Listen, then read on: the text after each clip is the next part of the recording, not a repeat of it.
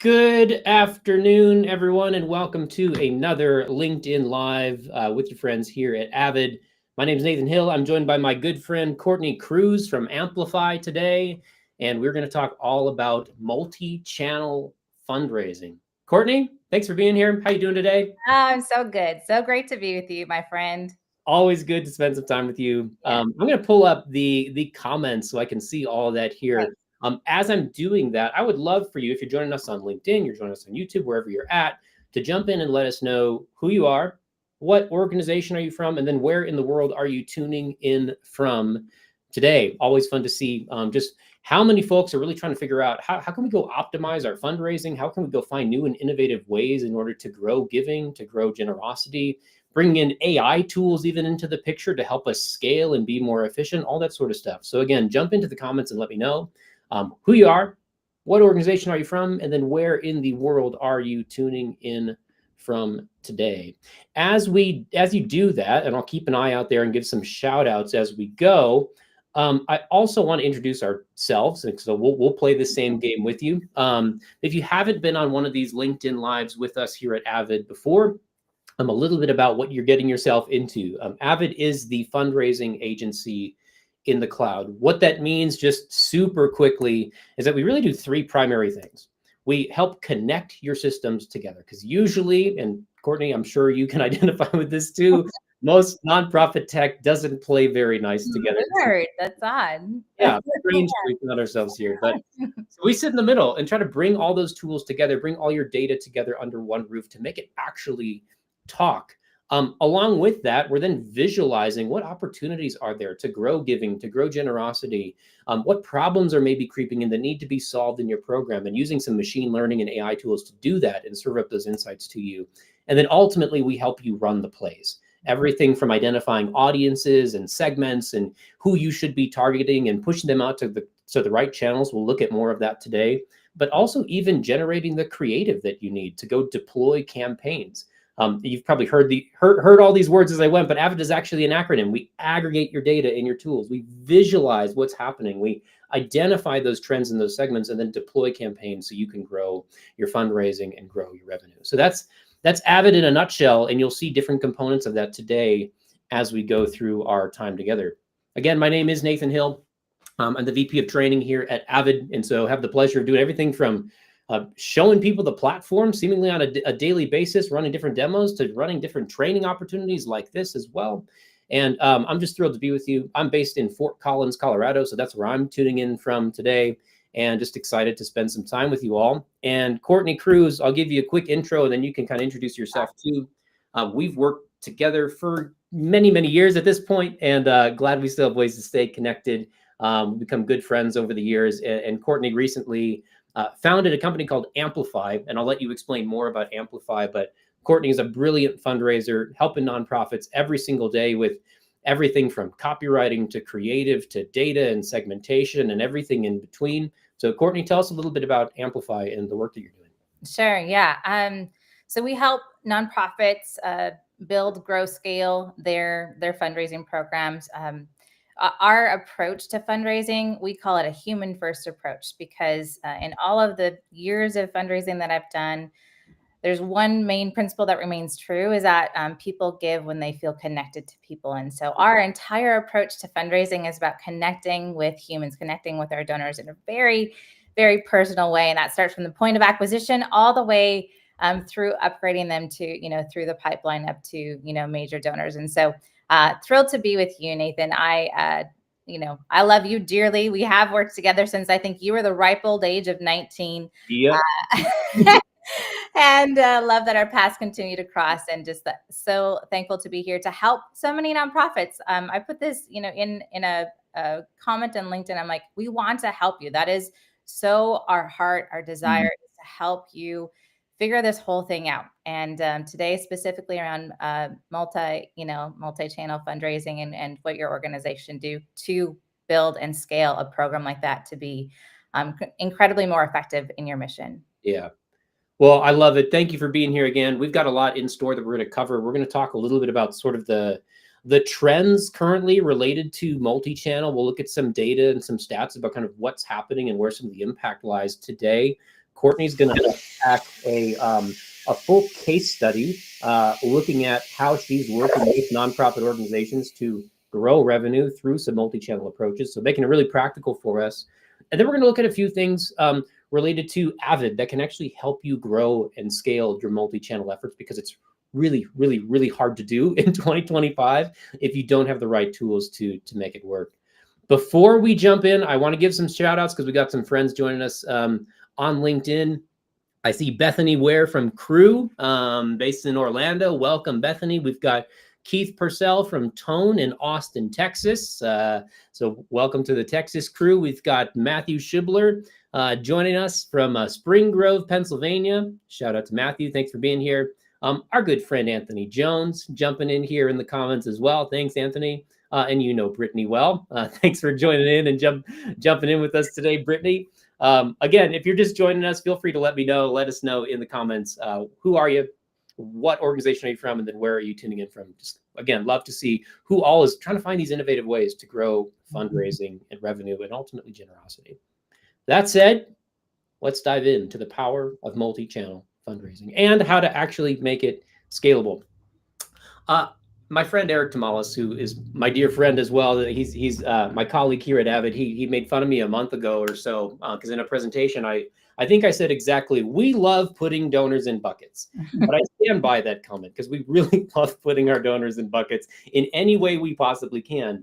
And when it comes to looking at different channels of giving and fundraising, we tend to put our donors, and we love to put our donors in these three buckets. There's online donors, there's offline donors, and there's multi-channel donors. And if you just sit there on the surface, we can develop these narratives about who these donors are and lump all online donors and their motivations and their behaviors together and assume they all are the same. And same with offline donors and same with multi-channel. The reality is it's a lot more complicated than this. Lots of things can get rolled up into the online bucket, Courtney, as you know. We tend to basically put anyone in that bucket who just gives via an online form. But there's a million and one ways to go find your way to giving via an online donation form.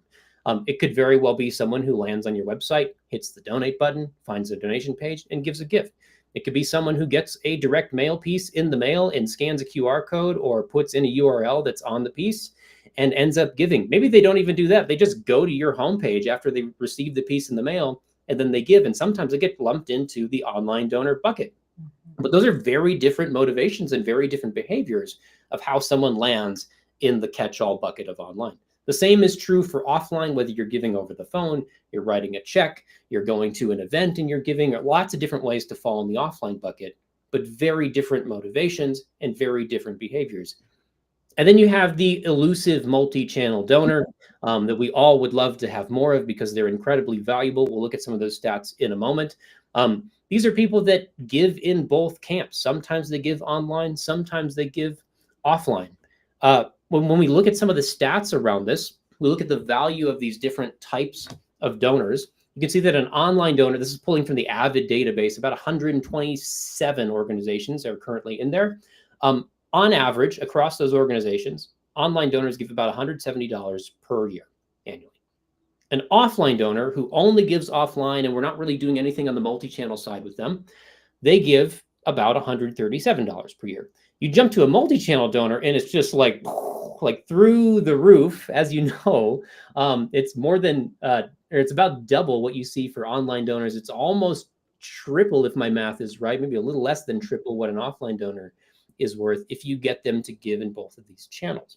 Those trends too, Nathan, just a note on that, even just how things are rapidly changing, online donor being worth more than an offline donor. I mean, maybe 5 years ago, that actually wasn't the case at all. In fact, because online used to be just like the, batched on little side channel that was cute. And we know that we need to be in it. Now look at it. It's like this, powerhouse, which is really awesome to see. So. Yeah, you're right. It was like the cute, oh, that's cute, little online program. Oh, that's really nice. But then there's direct mail. Yeah. It's changing. It's changing a lot. We were just talking about this internally the other day, looking at some of our internal benchmark data on even just the percentage of people that are coming in on the acquisition side. Do they give online? Do they give offline? And online is overtaking offline in terms of acquisition. And for many programs, it's becoming the majority of their donor base. It's just for a lot of organizations, it's just kind of eclipsed that 50% mark. So yeah, you're right. It's changing a lot. When we look at data like this is, I would say, this is pretty surface level, benchmark data here. This might lead you to the question of, well, how do we just get more of these people to give across channels? Courtney, I'm actually interested in your thoughts on this too. From my vantage point, as squarely a millennial, the idea of ever giving via direct mail or like writing a check and giving it to an organization, like I'm never going to do that. It seems to me like it's increasingly more difficult to move someone who is an online donor to give in an offline channel, specifically like the direct mail channel. Like the idea of, I'm going to take this piece of paper that has all my bank account information on it and just give it to a stranger and hope it gets to the right place. And you have to have that piece of paper first, though, Nathan. That's the first step. I usually have to go to the bank to ask for, can I get 5 free checks, please? I have because of the amount of times we've moved, I've got just a pile of checkbooks like in our laundry room that all have different addresses, and I've used like 2 or 3 from each of them total. Yeah, I've written maybe 10 checks. So, but I'm not going to do that. I'm not going to write a check and stick it into the mail and then somehow become a more valuable donor. So, from my view, it's increasingly challenging to move someone into that multi-channel bucket. Would you agree with that, or do you have a different view? 100%. It's really hard to get them to move. And I don't know if we actually want to get them to move. Multi-channel, as you had mentioned, we have those clean buckets because we like things very linear and clean because that's easy. But people, like, we're dealing with donors, are complex. And so to get them to move is less important now. And the focus really needs to be on just talking to them in multiple channels, because I will tell you this, I'm not going to give offline, but if you're not talking to me through the mail in a very personal, human way and like telling me I'm awesome for supporting your organization, I'm going to be, a little hurt. Right. So, like there's expectations that we have for organizations, because we've set those expectations for, what we purchase online even now. If I don't get a cute postcard on nice paper that says you're one of our, most valued customers, and I feel like I know them, like that's what I expect now. And so it's less about moving from giving in, certain buckets, and more about communicating to folks where they're at. Yeah. Well, I'm glad we're aligned, because I plan to go cross on this question because I don't like it. I don't think this is the right question to be asking. I think where we're going here, I mean, to give some scale to these buckets, they're not all equally sized, right? Multi-channel donors on average currently make up about 6% of your donor base on average. Now, again, lots of fluctuation from different types of organizations. In the aggregate, about 6% of donors are in this multi-channel bucket. I would imagine that we see that decrease over time as more and more giving shifts online and less in the offline bucket. But I think you're right on that multi-channel in 2025 has a lot less to do with moving someone from giving over here to giving over there, and more about how do we just show up in the right places where people are engaging, even if they never choose to give, even if they have their preferred giving channel. Yep. I shared this in a webinar last month where we were talking about, the donor funnel, and does that really still hold up as a helpful analogy? And there's ways that it does, but I don't think it's a good map of how donors actually engage. I don't think it's a good map of how just people engage with any type of brand, whether it's for-profit or nonprofit. Our good friend Ben Smithy, I've seen him speak on this kind of topic a few different times, where he introduced this idea of, I think it's less like a funnel. I think it's more like this like transit system. And I spent some time in Chicago, grew up in Illinois, and so like I'm leaning into the Chicago CTA system here. You got all the different train lines, the blue line, the red line, the brown line, all that sort of stuff. And you're ultimately trying to get to your end destination, but usually to get there, you're not just riding one line. You're riding one for a little bit, you get off, you jump on the red line, you ride it north to get to your ultimate destination. It's a series of these like getting on, getting off points to ultimately get you to where you're going. I think that's a more accurate map for what donor engagement looks like now. I think it's a more accurate map for what multi-channel looks like today. I told this fictional story of Sarah that I think accurately represents what donors go through when they're giving. In her story, basically, she saw a petition on LinkedIn. She engaged with a video ad on Instagram. She saw an email appeal that was really motivating, but she still didn't give. She saw some display ads. She got kind of moved forward down the journey through a direct mail piece that was really meaningful. But again, she's not going to write a check and put it in the mail. Ultimately, she gave when a friend shared the fundraising campaign on LinkedIn again. But she gave because of the trust she had in her friend, but she was motivated by all these different channels along the way. All these channels could lead her to the end point of giving. And so they're almost like these mini funnels that are built out in each different channel.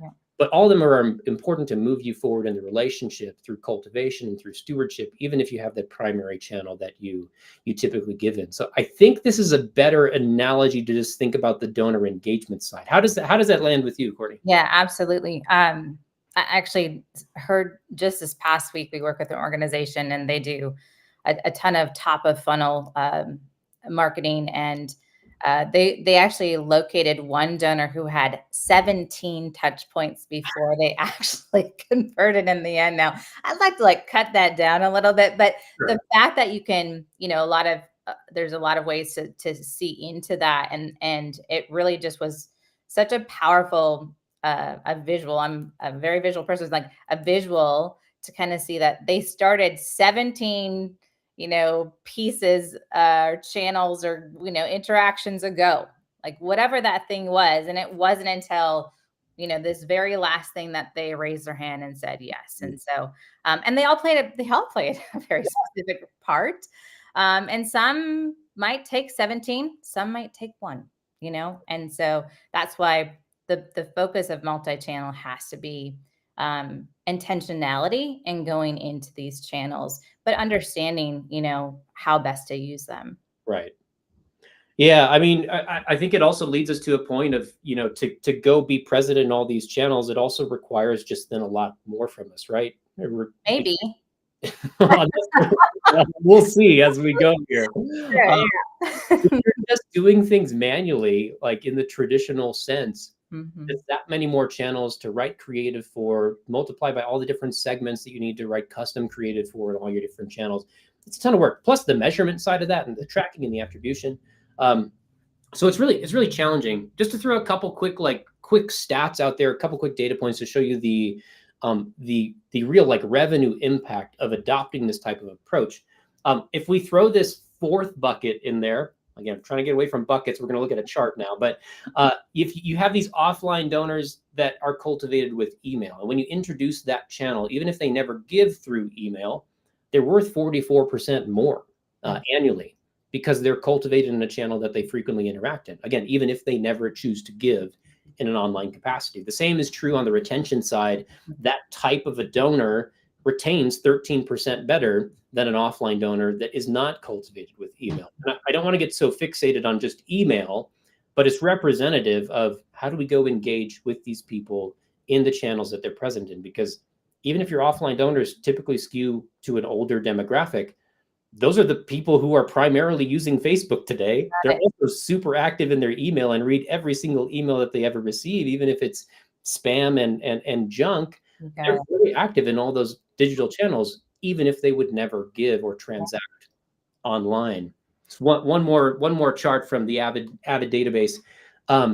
You kind of see this trend emerging. The more channels that you can really contact, not just contact, but cultivate and steward a donor in, the higher their value tends to be. So we're looking at this chart in front of us. You see the trend line up and to the right.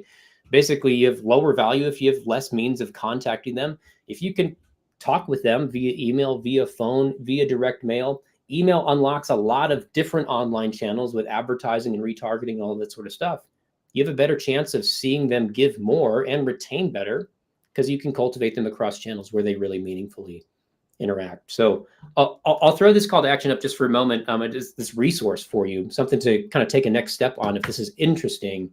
We put this ebook together called the AI-enabled fundraising team, which is really sort of casting a vision for you of what could your team do and what could your team accomplish in order to scale multi-channel fundraising if you were empowered with AI tools. Because as we're saying, all these channels, all these segments, all these audience, it takes a lot more work and time and effort if you don't have more things done for you by a system like Avid or some other type of AI tool that's helping you grow and scale. So, Courtney, I want to hand it over to you because you've done so much of this on the really practical level, running these types of programs with organizations, unlocking big wins.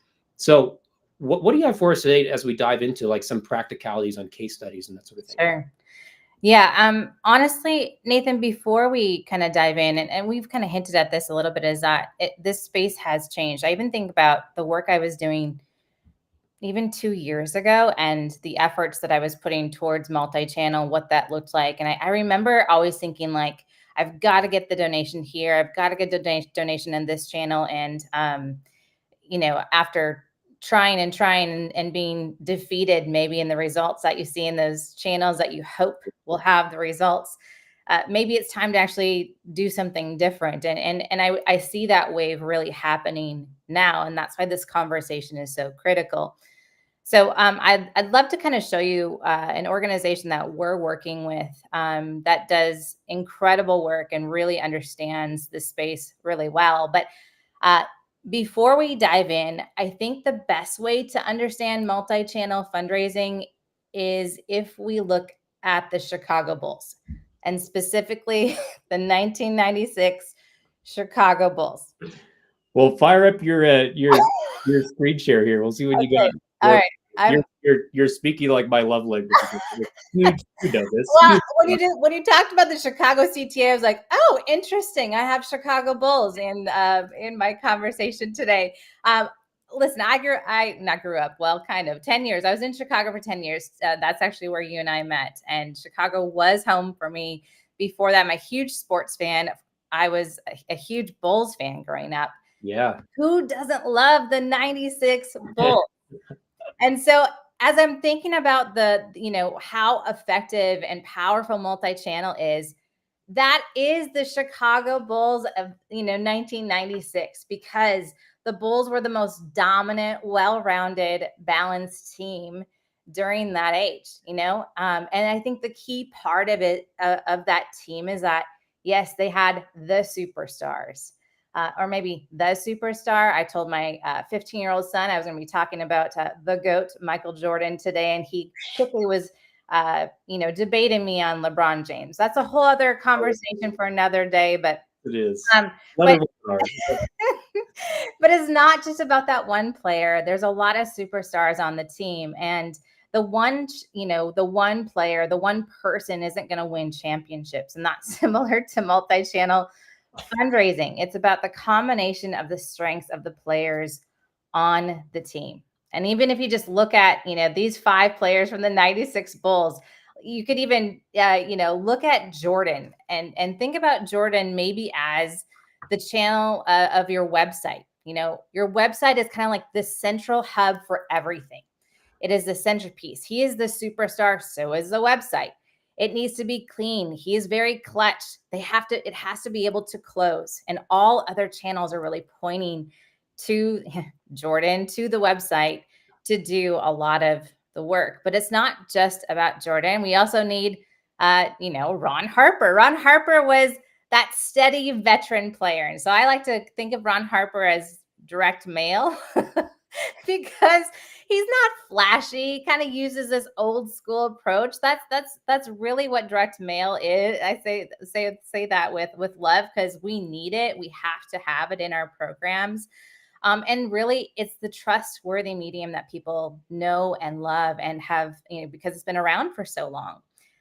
But of course, you've got Pippen, Scottie Pippen.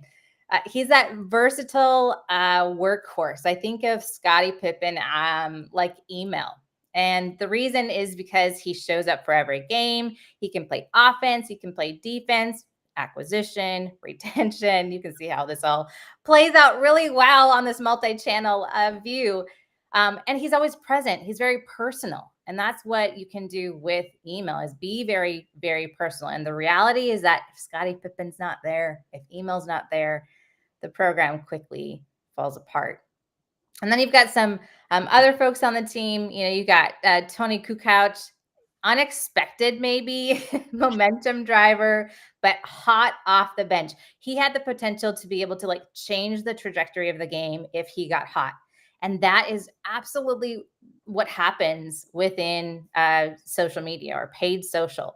If it's doing well, if it's doing really, really well, it can completely change what's going on in your campaign and program. And of course, my favorite, maybe the most controversial, is Dennis Rodman. I mean, he's gritty. He's this like high effort specialist player.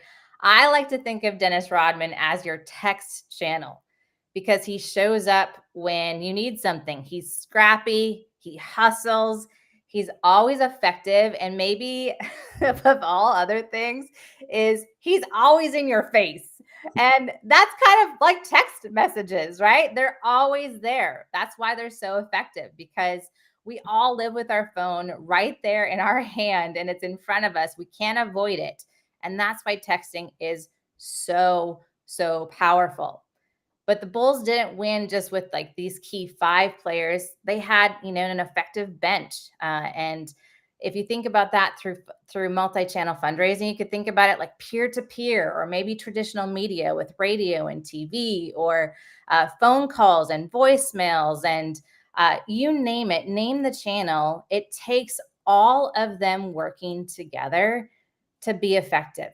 And what Rodman does is not the same as what Jordan does, or vice versa, or anyone else on the team. And so that's why it's important to think about your multi-channel fundraising through that lens. It's not about doing the same thing across all channels. It's layering your messaging so that you can be effective. It's working together for a common goal. And I have, again, like get the privilege of working with some incredible nonprofits, and there is an organization that we work with that I would say is like the 96 Bulls. And they use multi-channel in everything that they do.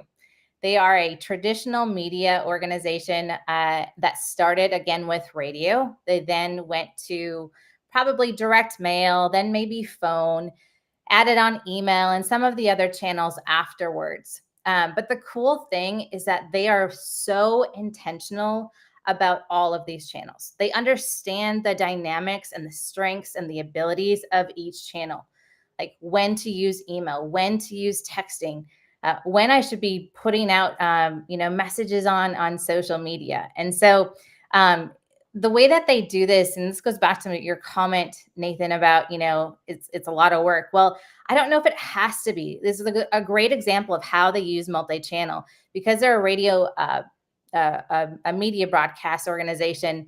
They, hear from listeners every day. And so they're taking what they're hearing on air. They're taking what they're hearing in email. They do surveys. They get all that feedback from their listeners and even their online file, and they build resources. They build content. And when they build that content from things that people are telling them, they then push it out into other channels. One approach they take is taking that content and push it through using, text and on air and email app for the purpose of cultivation and stewardship. So there's no ask around that. It's just really about adding value, connecting with them as a donors, building trust, giving them the resource that they're saying, I really need this in my life, connecting with those felt needs. But they then also use that content for acquisition and activation and growing their emails and donors on their file. And they do that through paid ads and on air and website and email. And so I just give you this example because it all works together. They're using the channels that are that they're going out with the resource with to kind of funnel back in to hear what do people want. And that's where, that whole idea of like, it's gonna, require so much more of you. I think it's just a matter of doing it strategically and really thinking through how best to communicate. And again, it goes back to kind of understanding what each channel is best used for. So any thoughts on that? Just wanted to kind of highlight that because it's a really cool thing that they do. Yeah. Well, first of all, the amount of depth that you put into that Chicago Bulls analogy is just amazing. It's true though. Like, fight me on the players too. I would love to, to know if you agree with that. I struggled. I'm like, ooh, this person. No, I do. Even like the Tony Kukoc one, when you put social media, I was like, he's kind of like the new kid on the block. Nobody really knew what to do with him. They didn't really trust him for quite a while, but like, oh boy, you need him. Yeah, Like, when he's hot, he's hot. oh yeah. That made me laugh a lot. This what you're showing here and unpacking. I mean, I think it's worth just pointing out. I mean, kind of with lots of fundraisers over the years, doing lots of training and that sort of stuff. I think it's really easy to get in a mentality of like we think in campaigns Yeah, oftentimes in the great point. fundraising world. And I think for multi-channel to be effective at scale for the long term, we have to break out of campaign mode. Yes. Because even what you're outlining here, this is not just like a campaign we're going to go run for the next 30 days, see what happens, and then we'll do a new one. It's like this stuff is ongoing. It's happening all the time. So I think that's kind of your point on like this doesn't have to be quite as difficult as often we make it out to seem, because it's not like for every channel, for every segment, every single month, we're rolling it back and we're running new creative. Like this stuff can be sustainable for a long time. Absolutely. But yeah, you're right. We have to think strategically about what types of content are going to be effective across the board on the cultivation side, acquisition side, but then be able to measure and really know, Yes. and then pivot when we need to, not pivot because we reached the end of a 30-day campaign. Right. And honestly, that starts that mentality shift is probably like one or a like do this Mm, first, is think about multi-channel through a different lens, both on how you use the channels, but also just like uh how we structure our communications and messaging as an organization. And actually, even just that, this example, I just wanted to show like it all works together, because what this organization does is this is maybe very overwhelming, but I wanted to just give you an idea of, they have thought through this, they have tested into all of this, they have like explored what works, what doesn't, the seasons of when to send it, the frequency of when to send it and not send it. And this is their like strategic communications calendar. And this is actually a pretty, what I would, a recommendation that I would give to you. In fact, at the end, I've got a free resource for you to like help you get started if you're like, where do I start? And so, it's like each month they know that these channels are going out. And then it's just a matter of like, what are we communicating to donors, non-donors this month, next month, the upcoming months? And how we do that is we're looking at kind of when like the key fundraising campaigns land, but we can't have gaps. I work with some organizations who are just like, well, let's send a text or a voicemail today because we need money, or we're short on goal. It's like, no. Like, what if this goes back to that human first approach? Like, would you love it if I just text you, Nathan, and said, yo, I heard you got an extra Bulls ticket. Can I have it? It's like, okay, nothing like, how are you? What's going on? Have you been back to Chicago? Like all those, there's relationship and conversation and trust that has to be built. And that's why there has to be intentionality and a regular cadence of the multi-channel. This is not an ad hoc flash in the pan. It has to be thoughtful. And so this is where I would start with a multi-channel calendar as you think through the channels that you can use or could use. That's also another whole other part of this is, a lot of organizations aren't using these channels that people, our donors, are wanting you to use. I literally say wanting you to use. We work with another organization who their major donor rep said that she no longer emails her donors, and she's got a decent caseload. She texts them. These are major donors, probably in their 60s, 70s, because she said they only want to talk to me through that channel. It's like, okay, like give the people what they want, And so I would just encourage you to say, like, take on some of these new channels. They're not as scary as you think, So Yeah. thoughts on kind of this calendar that maybe is overwhelming. I imagine lots of people are taking a screenshot of this and they're going Okay, to, okay, how do we go? How do I go? How do we go do this? sure. Curious from, all you who are joining us for this conversation and watching, like, what is, I'm curious what multi-channel kind of means to you, what it looks like in your organization. So feel free to jump in the comments and let us know, what does multi-channel look like right now for you? To be curious to see that. This you're mentioning about the texting your donors. Our friend John DeLang, who's a good LinkedIn follow, I saw he posted something a couple weeks ago just about that same topic. He was sitting at some event and pulled out his phone and went through his list. I'm going to text. There's some really interesting things he learned at this event he was at, sent it out to a bunch of the donors. And it's just a pure cultivation play to keep top of mind, to build the relationship. So not everything is an ask.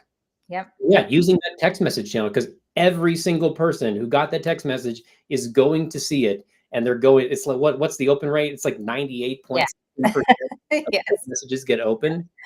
Even Yeah. if you get a response, it's still a nice touch point to know that you're being thought of. So Absolutely. And again, it's like it's the channel that people want to be in. And this is where I would just also give caution. I get a little nervous. It's like letting people know about all these things. None of this is new. I say that from a matter of like encouraging people to go do the things, because what I really hope does not happen is what happens, in any new channel that we come into, is we start to get this like big brand marketing mind, and then we become like every other text message that's in our, coming at us from, products and e-commerce stores, where it's just like gimmicky and not human. right, It's like that human first lens is so critical for multi-channel fundraising to work well. yeah. Um, There's a question from Blair that could actually be around that. Like, she's asking about, what does app communication look like? That's kind of in your plan here, and I wonder, what does that look like, and then how do you make sure even app communication is human? Yeah. So what they do with app communication is they're sending about 2 a month, and they do one kind of cultivation focus app notification to their users, and it's usually value focused. Maybe it's a new resource, or maybe it's a new article on their website, and it's really just kind of like a, hey, heads up, this just in, or did you realize, like, we just wrote this thing or released this thing or have this thing for you because we want to, XYZ, connect with felt need. So it's actually very similar to text, but it's in the form of an app notification. Yeah, So that's how they use it. There's a lot of ways I think that you could use it based off of how you currently are. yeah. For Blair's context here, this is an app that they've built for themselves. Is that Yeah, correct? correct. Yeah. The Again, recommendation of this is not, hey, go build an app. yeah. If Oh you no. happen to have one, then you can use it. Yeah, no, they're a media broadcast organization. So that's an important part of this. So they have an app where you can, listen to their or to the organization's content. So Blair, if you have one, you can use it. I wouldn't recommend you go build one. Think through those channels you have at your disposal, and then how can you best be present in them? Yeah. So, and this program for this organization, they have been doing this. I mean, we've been with them probably 7 years.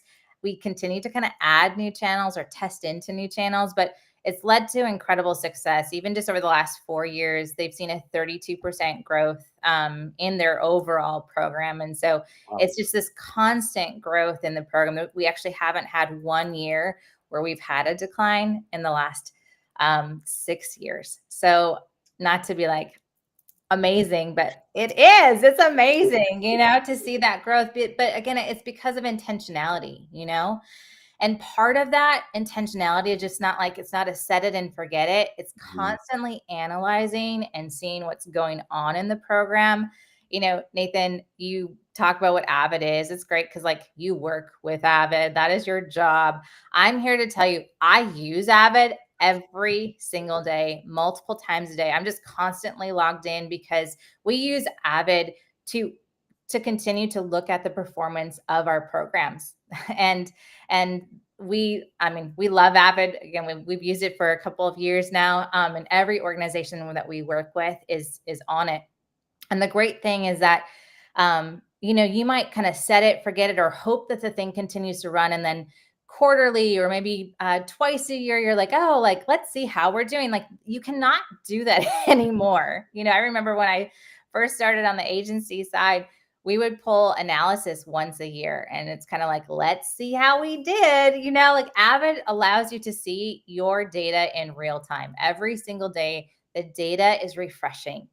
And with this program, the very cool thing is while we've had incredible growth, we've had lots of opportunities and challenges. And the only way that we can see that and know that is being able to, have that access to our data in such a very real-time visual way. And one of the things that we realized in their program about a year ago is 54% of their donors in their program are recurring. We know that they have a big recurring program, but what we didn't know about this, or at least we were monitoring closely and kind of made us go, oh my goodness, yikes, is, as you know, recurring is a huge driver of revenue. It's very sustainable. They are the highest value. They retain at the highest rate. So we want to make sure that that program is doing well. And as we're looking in Avid, about a year ago, we realized that the attrition of our recurring donors in this program was on the rise. 4 years ago, it was 9.6, then it was 12.4. And so that's a 29% increase in attrition. And again, remember, if it's like a big part of your program, anything like this, you should be aware of and start to make changes. We said, hold up, we have got to address this head on. And we've had such huge success on the multi-channel side holistically for the program. And so, we got the team back together and said, okay, what channels can we kind of pull on to help address this retention problem? And so thinking about, should it be email? Should we do some things through paid media?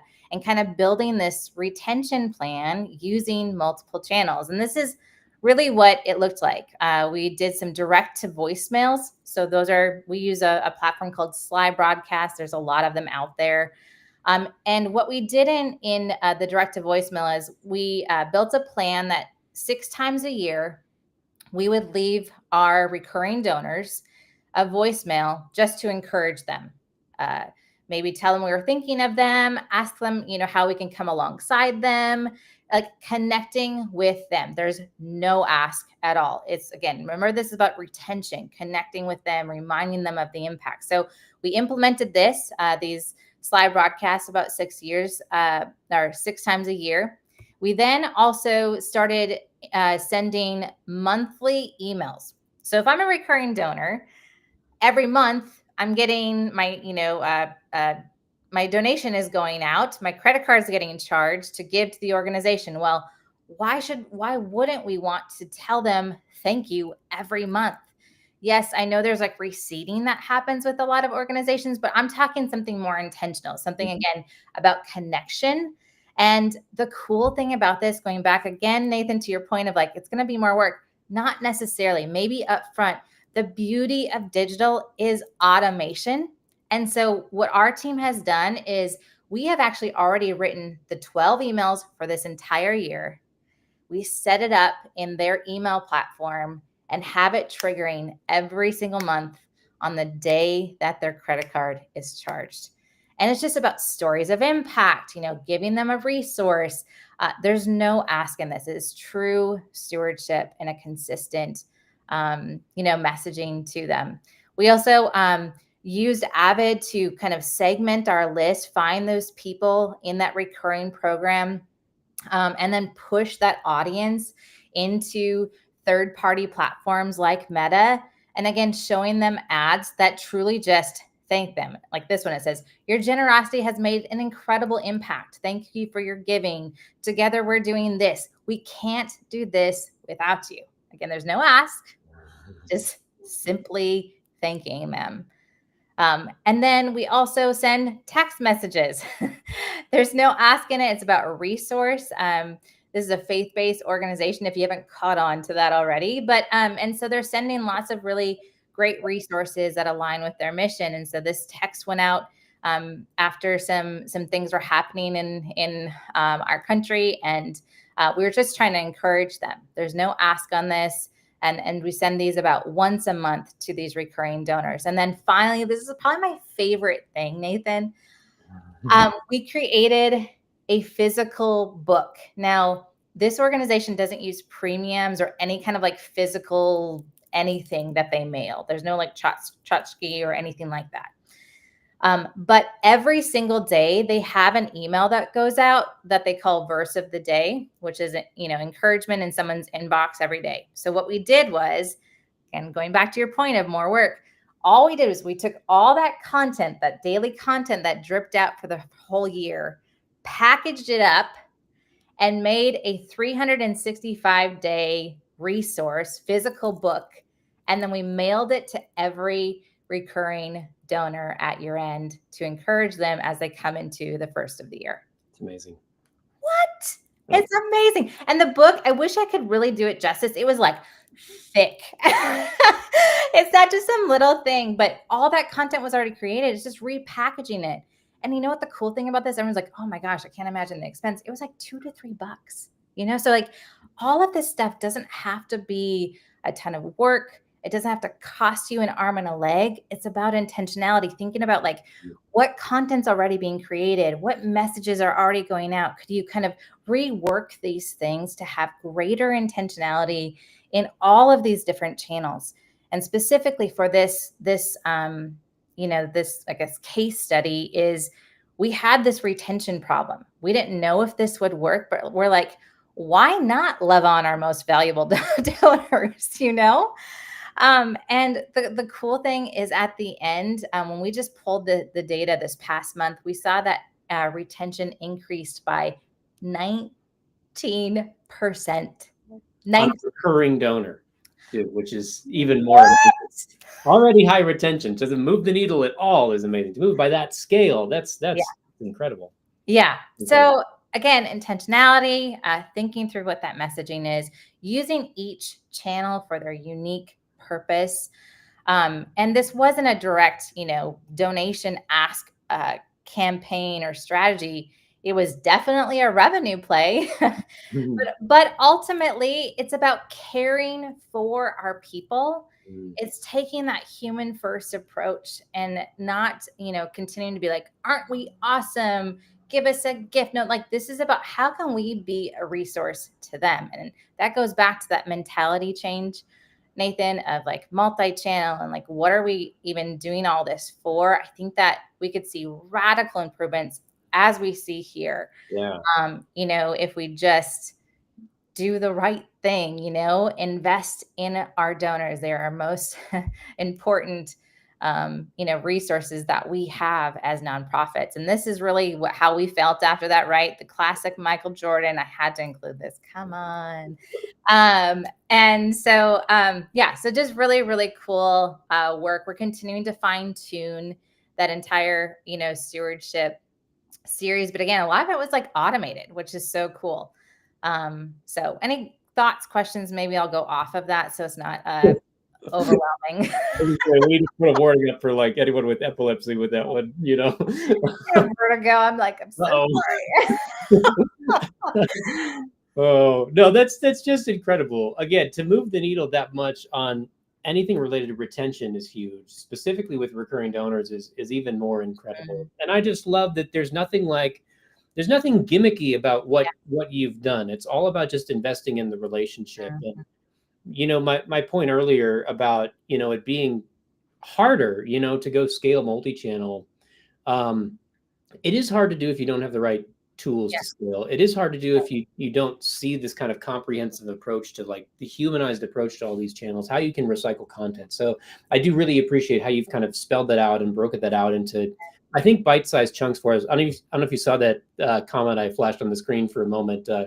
Everyone's thanking you for giving them all this extra work to do. But again, hopefully it's not too much extra. And it's stuff that scales. It's stuff that scales well and has a clear return on it as well. Yeah, I mean, I keep thinking about those like 12 emails. This is one of those things in my career where one day I was like, why aren't we sending them just thank you emails with stories of impact and checking on them? And it makes you like scratch your head of like, why aren't we doing that? And then the fact that there's so many technology platforms that make it easy to kind of automate that, like Yeah. build up. And I don't know if you saw in the email, like those emails don't sound automated. They're very Right. personal. They're very humanized. They feel like I woke up this morning and I thought of you and I wrote this email, Yeah. you know? Oh, it's awesome. Awesome. There's a few comments and questions coming in. We'll Sure. get to those in just a moment. I know Yeah. you've got a resource you wanted to share with Yeah, folks, and absolutely. just give us kind of the summarize kind of what you've done, and then show us the resource you have, because I'm Oh, sure folks will be really interested in that. yeah, that's great. So again, as we think about multi-channel, maybe first and foremost, that mentality shifts, thinking about this less from a bucket mentality and more, a little bit more fluid and thinking about what each channel is best used for. We saw huge opportunity within this program where they were a traditional media organization, and we knew that we could not just constantly rely on for them, the radio to do the work. And so, how can we actually build a multi-channel program that complements one another? We could scale it, and then, of course, we had that very specific challenge of retention for the recurring program. So that was kind of this why we undertook some of the work to begin with, but then kind of implementing that multi-channel approach of doing something that's consistent and intentional. Coordinating our strategy is really critical. Thinking about that through the lens of email and text and mail and broadcast and whatever channels that you have access to or want to test into, I think is all worth it. Using platforms like Avid to help better understand first of all, like what's going on in your program. Two, they visualize it so beautifully so anyone can understand what's going on. This is good. This is bad. Like those, that's very easy. Sometimes it's difficult to see that in the numbers themselves, or maybe because I'm a visual person. And then they help you like take the action to go fix it. So Avid has been, significant in our work to build and scale these multi-channel programs. And then just like stronger together, that intentional, consistent multi-channel approach will absolutely revolutionize your program. I believe that. You can come find me if it doesn't. But because it will connect with people in a much more real way, which is like priority number one is connection. Because remember what I said at the beginning is like connection is where giving comes from. And so that will also help improve retention. So we did create a resource for you. I'm going to call it like a quick start guide to multi-channel fundraising. We kind of identify like what each channel is maybe best used for, and then that overwhelming communications calendar, we have that for you as well. That's in that resource. So if you go to Amplify's website, this QR code will take you right there. Or you can go to Amplify FR for fundraising, not for real, but Amplify for real as well. Amplifyfr.com. And you can get this resource. We've also got some articles on our site that if you want to kind of explore and see, if you want to continue to learn and grow, and even just see what we're all about. This is what we do every single day. We work with nonprofits, big and small, and our goal is to help them think through strategically how to scale and grow their programs. And so I'm just so grateful to have been here with you, Nathan. I know we probably have some questions here, but go get that resource, and I'd love to connect with you too afterwards. Just shoot me an email, find me on LinkedIn. I'm happy to do that. Yeah, and I see there's a note here. Someone looking for a direct link. If you need a direct link, send Courtney a note on LinkedIn. She'll get it for you. Great. There's a question here I'll put up, and then I want to share a couple things too, just on the Avid side, and show you a bit of the platform and what it can do to help kind of scale what Courtney's outlined. But here's a question for you, Courtney. How about a very personal letter that goes out with the mandatory tax report for a 501c3 org? Would that be something that kind of falls in line with kind of your humanized approach? Would that be another channel to utilize? Absolutely. Again, I would say any channel is not off limits. but thinking through what you're communicating to folks in that channel is probably the priority in this. So it's less about should we use this channel or not? Mm. The answer is probably absolutely. It's a matter of how you use it, what the approach is, what you're communicating to them. Again, it goes maybe back to the Chicago Bulls slide of each player, like what their role is. What are these channels best used for? I love the idea just baked into this question of just like rethinking, okay, we're required to go send out this tax Yeah. report, but how might you go position it in a way that builds the relationship as opposed to Totally. just sending out the report that you're required to because the government says you need to. There's always ways you can kind of reposition things and make sure like every touch point adds value. So I love that. I love that line of thinking. Well, and even Nathan, I think about like if that came to me, if a traditional like tax report came, I'm just gonna be honest, I take that and I go put it in the office, right? If there's a personal letter on it and some kind of human connection, I'm holding it, I'm reading it. I might even keep it if it connected with me. I have like postcards and letters from like e-commerce sites that I buy things from because I felt so connected to them and I'm such a loyal supporter of them now. Like maybe that's weird, but well, now you know. Not weird. I'll say it's unique, but it's not weird. Okay, thank you. That validation's great. Oh, amazing. There's another comment here. Someone interested in seeing a chart that shows all the touch points for all their donors and everything they've received.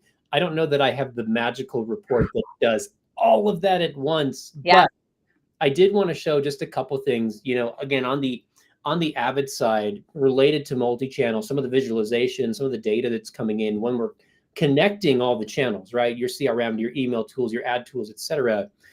Drilling into things like, okay, what's really going on with my multi-channel donors? What does migration look like of these different types of donors as they move from online to offline to multi-channel, or maybe they stay in the same bucket, but how are they growing in value and retention and all that sort of stuff? So lots of visualizations there to get that deeper layer of understanding of what's happening. Even things like trying to understand the long tail of sending a direct mail appeal out the door. Again, we kind of mentioned as an example, some people will get that direct mail piece and then they give online or they give through another channel later down the road. So things like matchback reporting to really understand what's like the long-term impact of that type of a channel as you're sending out direct mail and things like that. And then, this one to directly kind of talk to the comment that came in through LinkedIn here. I mean, this is even just a report on retention where you can start to see, where are people at in their like retention life cycle? Where does retention come from?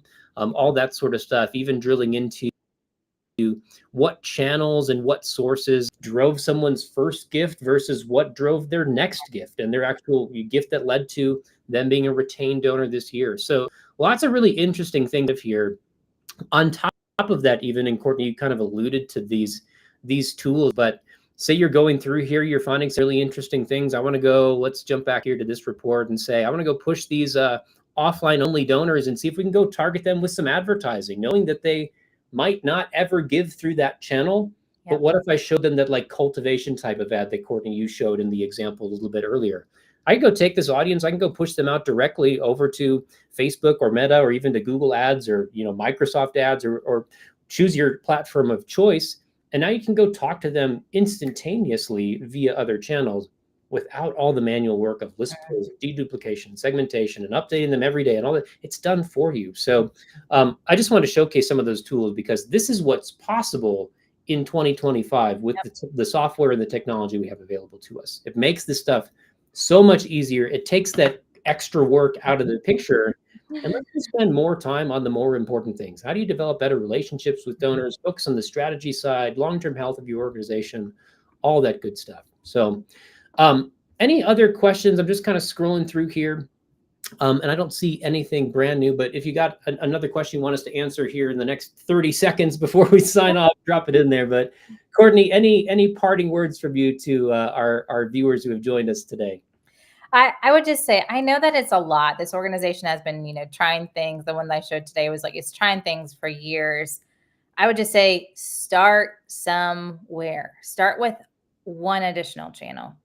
And then, then you'll see like the power of it. And it maybe will give you the data you need to go take it to leadership to go maybe expand, or even just the confidence to go try new channels in the future. So I would just say, like, start somewhere. You can do it. It's really much easier once you kind of sit down and think about it strategically. I always do this, and it goes back to the human lens, is like, what do I want to receive? What would I want to receive as someone who supports this organization, or what channel do I want to receive it in? So, like, don't put your fundraiser hat on, like, take that thing off and, like, be the human, like, be yourself. If you're giving to an organization, what do I want? So that's what I would say, is like, start somewhere. You will absolutely see your program change. Yeah, I love that idea. I mean, for a lot of this stuff, for many of us, it causes us to get outside of the box and think differently about fundraising and challenge maybe the ways we've done it historically. I do want to show, if you want to take a deeper look at Avid, you go to avidai.com/demo and actually book a time to see how this fundraising system, if you will, can help you grow and scale all the things that Courtney has kind of unpacked for us today. So if you're interested in figuring out how do we go scale this multi-channel approach, but I don't have the team, I don't have the time, I already don't get enough sleep at night, all that sort of stuff, like, we can help you out on the technology side to automate a lot of this and make your life a lot easier. And lead to better results at the same time. So we'd love to show you more of the platform. Again, you can scan that QR code on the screen or go to avidai.com/demo and find out more. Courtney, thank you so much for all your time and all your effort to package all this up for us, to make it really clear and understandable and believable that we can accomplish this. You can. You can. Thank you for having me, Nathan. Absolutely. Absolutely. Courtney, thank you again. To all you who have joined us, thank you for your time. We appreciate you. Best of luck as you take your next steps forward to figure out how we go scale and grow multi-channel for the sake of growing giving and generosity together. Thank you again, and we will see you next time.